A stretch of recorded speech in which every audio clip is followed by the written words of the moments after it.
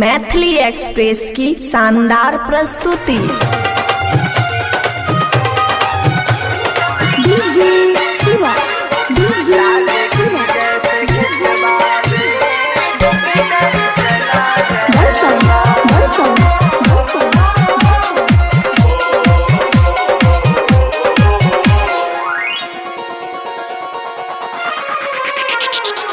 हमर सखी रे देवर, हमर सखी रे देवर, हमर सखी रे देवर गाड़ी चला रहल बा। लागे की जैसे खेतबा में, लागे की जैसे खेतबा में ट्रैक्टर चला रहल बा। लागे की जैसे खेतबा में ट्रैक्टर चला रहल बा। हमर सखी रे देवर, हमर सखी रे देवर,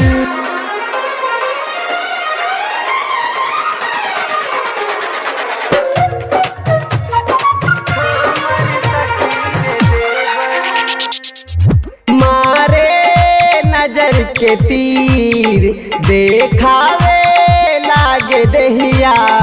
ओ करे नजर के तीर लागे नीर मोहिया।